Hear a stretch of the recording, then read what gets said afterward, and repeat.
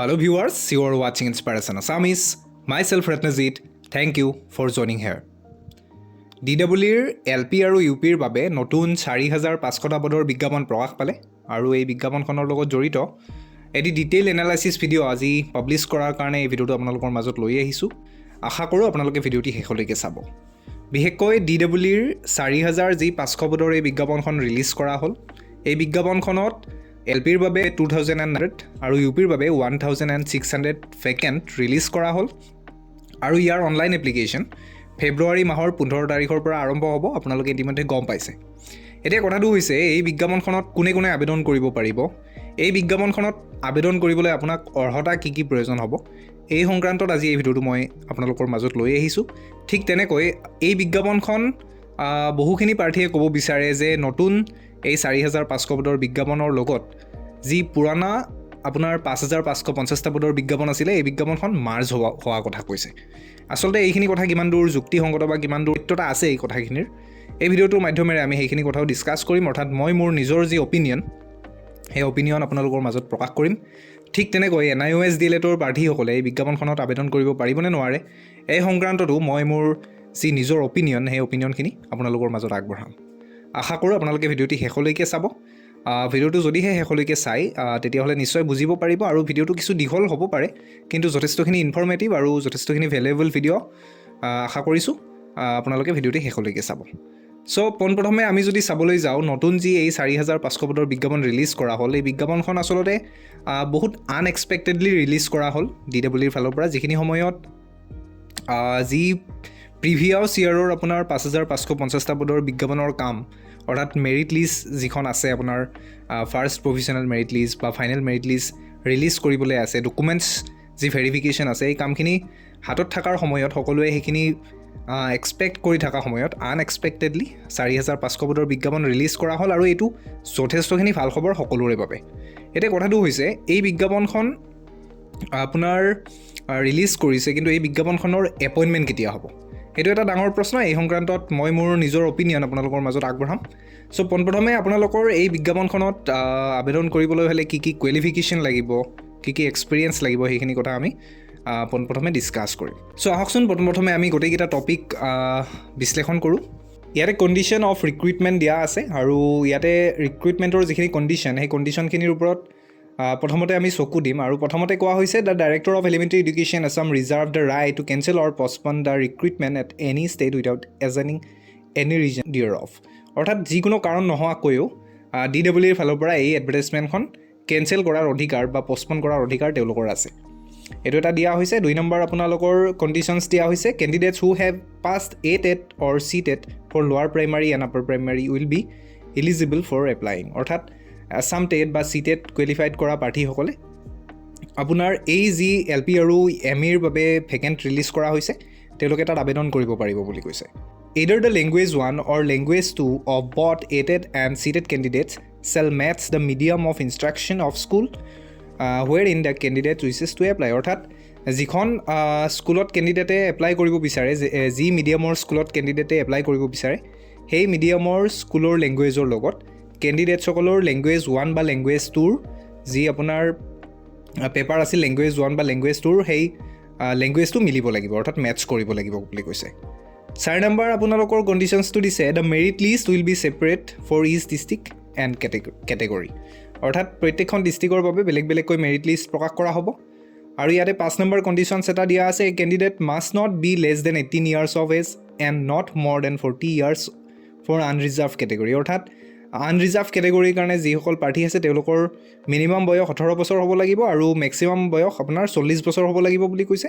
ঠিক তেনেকৈ এক্স ছাৰ্ভিচমেনৰ কাৰণে মেক্সিমাম বয়স আপোনাৰ 42 বছৰ হ'ব লাগিব বুলি কৈছে আৰু OBC MOBCৰ কাৰণে মেক্সিমাম আপোনাৰ যি বয়স সেই 43 বছৰ হ'ব লাগিব বুলি কৈছে। ঠিক তেনেকৈ SC ST প্লেইন আৰু ST হিল কেটেগৰীৰ কাৰণে 45 ইয়াৰ্ছ অৰ্থাৎ 45 বছৰ হ'ব লাগিব বুলি কৈছে মেক্সিমাম ইয়াৰ্ছ আৰু মিনিমাম ইয়াৰ্ছ 18 বছৰ হ'ব লাগিব। ঠিক তেনেকৈ PWD কেটেগৰীৰ যিখিনি প্ৰাৰ্থী আছে তেওঁলোকৰ মেক্সিমাম ইয়াৰ্ছ 50 বছৰ হ'লেও তেওঁলোকে এই বিজ্ঞাপনখনত আবেদন কৰিব পাৰিব বুলি উল্লেখ কৰিছে। এতিয়া 6 নম্বৰ এটা আপোনালোকক কণ্ডিশ্যনছ দিয়া আছে। 6 নম্বৰ কণ্ডিশ্যনছটো হৈছে no' person having more than 2 living children or on or after 1/2/2021 from a single or multiple partner shall be eligible for appointment as per the govt policy on small family. অৰ্থাৎ 2021 চনৰ জানুৱাৰী মাহৰ 1 তাৰিখৰ পিছত যিসকল ব্যক্তিৰ আপোনাৰ দুটাতকৈ অধিক সন্তান আছে, ঠিক তেনেকৈ দুটাতকৈ অধিক আপোনাৰ কিছুমানে বিয়া কৰাইছে, তেওঁলোকক আচলতে এই যি ৰিক্ৰুইটমেণ্টত আবেদনৰ সুযোগ দিয়া নহ'ব বা তেওঁলোকে এই ৰিক্ৰুইটমেণ্টত আবেদন কৰিলেও ইলিজিবল নহ'ব বুলি কৈছে। ঠিক তেনেকৈ আপোনালোকৰ 7 নম্বৰ যিটো কণ্ডিশ্যনছ দিয়া আছে, 7 নম্বৰ কণ্ডিশ্যনছত কৈছে the candidate shall submit the declaration at a time of online application. অৰ্থাৎ ডিক্লেৰেশ্যন এখন ফৰ্ম তেওঁলোকে ছাবমিট কৰিব লাগিব। 8 নম্বৰ কণ্ডিশ্যনছ কৈছে the eligible candidate shall apply online at the official website of DEE। DEEৰ অফিচিয়েল ৱেবছাইটত অনলাইন এপ্লিকেশ্যন কৰিব পাৰিব। টাইমটো দিয়া আছে আপোনাৰ 15 ফেব্ৰুৱাৰী ৰাতিপুৱা 10টাৰ পৰা আপোনাৰ 31 মাৰ্চ 2025লৈকে সন্ধিয়া 5টালৈকে তেওঁলোকে আবেদন কৰিব পাৰিব।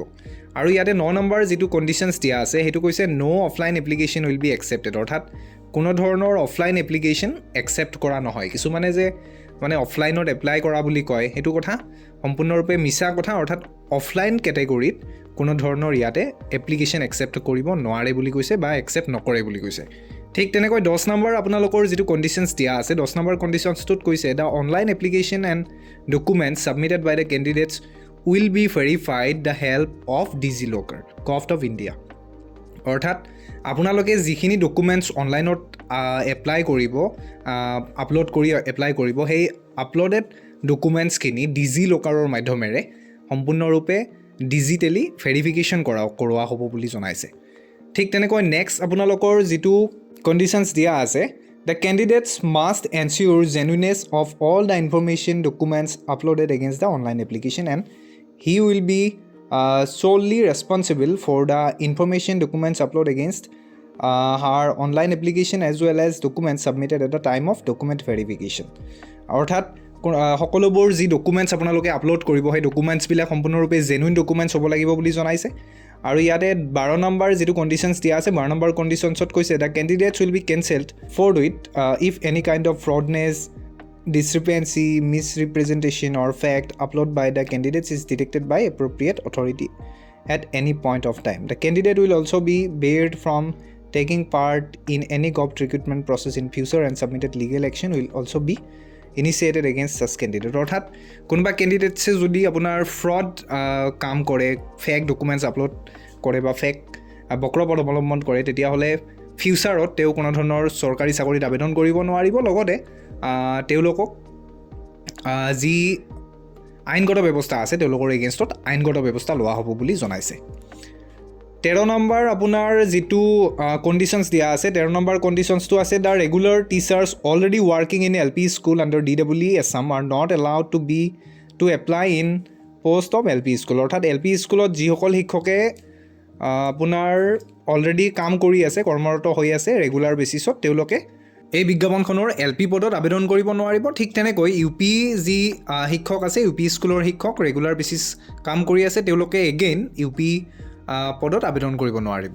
ঠিক তেনেকৈ আপোনাৰ 15 নম্বৰত আপোনাৰ এলিজিবল ক্ৰাইটেৰিয়াখিনি দিয়া আছে। অৰ্থাৎ আপোনাক কি ক্ৰাইটেৰিয়া লাগিব এই 4500 পদত আবেদন কৰাৰ কাৰণে। চ' পোনপ্ৰথমে দিয়া আছে আপোনাক higher secondary, senior secondary or its equivalent with at least 50% mark. অৰ্থাৎ হায়াৰ ছেকেণ্ডাৰীত আপুনি মিনিমাম 50% নম্বৰ পাব লাগিব আৰু ইয়াৰ পৰা আপোনাৰ 5% মাৰ্কহে লোৱা হ'ব বুলি কৈছে। ঠিক তেনেকৈ ইয়াতে উল্লেখ আছে 2 years diploma in elementary education by whatever name known. অৰ্থাৎ 2 বছৰীয়া এলিমেণ্টাৰী এডুকেশ্যনৰ আপোনালোকৰ ডিপ্ল'মা লাগিব। অৰ্থাৎ LPৰ কাৰণে 2 বছৰীয়া এলিমেণ্টাৰী এডুকেশ্যনৰ ডিপ্ল'মা লাগিব, ইয়াৰ পৰা 5% মাৰ্ক লোৱা হ'ব। ঠিক তেনেকৈ UPৰ কাৰণে আপোনাৰ BEd ডিগ্ৰী হ'লেও হ'ব। আৰু লগতে Assam Tet and Central Tet for lower primary, অৰ্থাৎ lower primary and upper primary। অৰ্থাৎ টেট পাছ কৰা চাৰ্টিফিকেটখন লাগিব আপোনালোকক আৰু ইয়াৰ পৰা LPৰ ক্ষেত্ৰত 85% মাৰ্ক লোৱা হ'ব বুলি জনাইছে। আৰু লগতে এক্সট্ৰা যি মাৰ্কছ আছে, এক্সট্ৰা মাৰ্কছ আপোনাৰ NCCৰ কাৰণে আছে আপোনাৰ NCC C চাৰ্টিফিকেটৰ কাৰণে 5 মাৰ্কছ, NCC B চাৰ্টিফিকেটৰ কাৰণে 3 নম্বৰ অৰ্থাৎ 3 মাৰ্কছ, আৰু আপোনালোকৰ যি ষ্টেট লেভেল বা নেশ্যনেল লেভেলৰ কোনোবাই যদি কালচাৰেল বা স্পৰ্টছ লেভেলত যদি চাৰ্টিফিকেট আছে তেতিয়াহ'লে তেওঁলোকৰ কাৰণে 5 মাৰ্কছ দিয়া হ'ব বুলি জনাইছে। আৰু লগতে এটা ক্ৰাইটেৰিয়া উল্লেখ কৰিছে যিসকল কেণ্ডিডেটছৰ আপোনাৰ গ্ৰেজুৱেশ্যন আছে candidates having graduation with 2 year diploma in elementary education by whatever name known with Assam Tet or Central Tet for lower primary will also be eligible for applying. However, no marks will be allocated against graduation. অৰ্থাৎ যিসকল প্ৰাৰ্থীৰ graduation আছে অৰ্থাৎ যিসকল প্ৰাৰ্থীয়ে graduation কৰিছে তেওঁলোকৰ কাৰণে হাই ছেকেণ্ডাৰীত কোনো ধৰণৰ মাৰ্কৰ লিমিট নাথাকিব গ্ৰেজুৱেশ্যন আৰু লগতে 2 years ডিপ্ল'মা বা আপোনাৰ BEd ডিগ্ৰী থাকিলে তেওঁলোকে এই যি ৰিক্ৰুইটমেণ্টত এপ্লাই কৰিব পাৰিব ইয়াতে স্কেল অফ পে' দিয়া আছে পে' বেণ্ড এইবিলাক আপোনাৰ চেলাৰীৰ লগত ৰিলেটেড কিছু কথা দিয়া আছে লগতে এটা কেণ্ডিডেটছ হেভিং নট ক্লিয়াৰ অৰ্থাৎ NC status against any qualification will not be eligible to apply অৰ্থাৎ কিছুমানৰ আপোনাৰ NC লগা থাকে আৰু সেই NC লগা কেণ্ডিডেটছখিনিৰ এলিজিবল নহ'ব বুলি কৈছে ঠিক তেনেদৰে betterment improvement of marks in respect of higher secondary senior secondary or equivalent examination will be considered only in the same subject which were originally taken by the candidates. Only the first betterment examination improvement of marks will be taken into account. অৰ্থাৎ same সাবজেক্টৰ ওপৰতহে mark আপোনাৰ বেটাৰমেণ্টৰ mark দিয়া হ'ব ঠিক তেনেকৈ আপোনাৰ first যিটো betterment সেই ফাৰ্ষ্ট বেটাৰমেণ্টৰ মাৰ্কটোহে আপোনালোকৰ ইনক্লুড কৰা হ'ব বুলি জনাইছে আৰু there shall be reservation for OBC MOBC SC ST plain ST hill PWD women ex servicemen etc. অৰ্থাৎ OBC MOBC SC ST plain ST hill PWD women আৰু ex servicemen সকলৰ বাবে এই ভেকেন্সিখিনিৰ ফালৰ পৰা কিছু আপোনাৰ ৰিজাৰ্ভেশ্যন থাকিব বুলি জনাইছে এতিয়া আহিছোঁ আমাৰ মূল টপিকটোলৈকে সো ভিডিঅ'টোৰ আৰম্ভণিতে মই আপোনালোকক জনাইছিলোঁ যে এই যি 4500 পদৰ যি বিজ্ঞাপন অৰ্থাৎ LPৰ বাবে 2900 আৰু UPৰ বাবে 1600 পদৰ যি বিজ্ঞাপন এই বিজ্ঞাপনখনৰ যি ৰিক্ৰুইটমেণ্ট কেতিয়া হোৱা চান্সেছ আছে আসলতে এই ৰিক্ৰুইটমেণ্টখিনিৰ লগত জড়িত কথা মই এতিয়া ইমান বেছি ক'ব নোৱাৰিম কিন্তু পাৰ্চনেলি যদি মই মোৰ অপিনিয়ন দিব যাওঁ তেতিয়াহ'লে আপুনি যদি চাবলৈ যায় মুখ্যমন্ত্ৰী ডাঙৰীয়াৰ টুইটাৰ হেণ্ডেল বা ফেচবুক হেণ্ডেলত আপোনালোকে যদি চাবলৈ যায় তেতিয়াহ'লে 2026 চনৰ যি মিছন 1.5 লাখ চাকৰিৰ যি মিছন সেই মিছনৰ কাৰণেহে এইখিনি ভেকেণ্ট তেওঁ ৰিলিজ কৰিছে গতিকে নিশ্চয় এইখিনি যি ৰিক্ৰুইটমেণ্টৰ ক্ষেত্ৰত কিছু সময় ল'ব আপোনালোকৰ অৱশ্যে মই ব্যক্তিগতভাৱে নাভাবোঁ ইমান বেছি সময় ল'ব বুলি কিন্তু যিহেতু ফেব্ৰুৱাৰীৰ 15 তাৰিখৰ পৰা আপোনালোকৰ অনলাইন এপ্লিকেশ্যন ষ্টাৰ্ট হ'ব আৰু অনলাইন এপ্লিকেশ্যন যিহেতু মাৰ্চত আপোনালোকৰ শেষ পাব গতিকে গোটেইখিনি প্ৰচেছ শেষ হোৱালৈকে নিশ্চয় 2025 চনৰ শেষৰ ফালে আপোনালোকৰ যি এই ৰিক্ৰুইটমেণ্টৰ কাম শেষ হৈ পেলাই এই ৰিক্ৰুইটমেণ্টখিনি 2025ৰ শেষৰ ফালে আপোনালোকৰ সমাপ্ত হ'ব পাৰে এতিয়া আহিছোঁ NIOS DLETৰ সেই প্ৰসংগটোলৈকে NIOS DLETৰ কেণ্ডিডেটসকলে এপ্লাই কৰিব পাৰিবনে নোৱাৰে এইটো এটা ডাঙৰ প্ৰশ্ন হৈ আছিলে আৰু NIOS DLETৰ প্ৰাৰ্থীসকলে ডেফিনেটলি এই বিজ্ঞাপনখনত এপ্লাই কৰিব পাৰিব যদিও এই বিজ্ঞাপনখনত স্পষ্টভাৱে উল্লেখ আছে যে 2 years DLED ডিপ্ল'মা লাগিব বুলি এতিয়া কথাটো হৈছে এইটো সম্পূৰ্ণৰূপে DEEৰ ওপৰত ডিপেণ্ড কৰিব অৰ্থাৎ NIOSৰ যি ৰায়দান আছিলে সেই ৰায়দানটোৰ ওপৰতো মই বিশেষ একো আৰু মন্তব্য দিবলৈ নাযাওঁ কিন্তু NIOS DLETৰ প্ৰাৰ্থীসকলে ডেফিনেটলি এইখন বিজ্ঞাপনত এপ্লাই কৰিব পাৰিব ঠিক তেনেকৈ যদি আমি চাবলৈ যাওঁ এই বিজ্ঞাপনখনৰ লগত জড়িত বহুখিনি কথা ওলাইছে যে 4500 পদৰ এই বিজ্ঞাপনখন আপোনাৰ যি 2023 চনৰ ডিচেম্বৰ মাহত ৰিলিজ কৰা 5550টা পদৰ বিজ্ঞাপন এই বিজ্ঞাপনৰ লগত মাৰ্জ হ'ব এইখিনি কথা কিমান দূৰ যুক্তিসংগত এইটো এটা সম্পূৰ্ণ উৰা বাতৰি হয় 5550টা পদৰ বিজ্ঞাপনখন সম্পূৰ্ণ বেলেগ আৰু এইখন বিজ্ঞাপন সম্পূৰ্ণ বেলেগ আৰু এই 5550টা পদৰ বিজ্ঞাপনৰ কাম কাজ ইতিমধ্যে অলৰেডি প্ৰায় 70 to 75% কমপ্লিট হৈ গৈছে মেৰিট লিষ্ট কেইখন ওলাব বাকী আছে বা জেনেৰেল ডকুমেণ্টছখিনি হ'বলৈ বাকী আছে যিহেতু গতিকে এই বিজ্ঞাপনখনৰ লগত এই 4500 পদৰ কোনো ধৰণৰ ৰিলেশ্যন নাই আৰু এইটো সম্পূৰ্ণৰূপে উৰা বাতৰি বা এইটো এটা সম্পূৰ্ণ মিছা কথা এইটো কেতিয়াও মাৰ্জ নহয় এনেকুৱা ধৰণৰ জেনুইন ইনফৰমেশ্যন যদিহে পাব বিচাৰে তেতিয়াহ'লে মোৰ চেনেল ভিজিট কৰিব মোক কমেণ্টছ কৰিব ডেফিনেটলি মই এনেকুৱা ধৰণৰ জেনুইন ইনফৰমেশ্যন আপোনালোকৰ মাজত প্ৰকাশ কৰিবলৈ চেষ্টা কৰিম আৰু বহুদিন ধৰি আপোনালোকৰ কাৰণে এনেকুৱা ধৰণৰ ভাল কণ্টেণ্ট বনাই আহিছোঁ কিন্তু যিমান আশা কৰিছিলোঁ আশা কৰাৰ ধৰণে মই আপোনালোকৰ ফালৰ পৰা ছাপোৰ্ট পোৱা নাই প্লিজ চেনেলটো ছাবস্ক্ৰাইব কৰি ছাপোৰ্ট কৰিব লাইক বুটনত প্ৰেছ কৰি ছাপোৰ্ট কৰিব আৰু অনাগত দিনত এনেকুৱা ধৰণৰ ভিডিঅ' ডেফিনেটলি আপোনালোকৰ কাৰণে আনিব ট্ৰাই কৰিম যথেষ্টখিনি হেপী ফিল কৰিছোঁ বহুখিনি প্ৰাৰ্থীয়ে আচলতে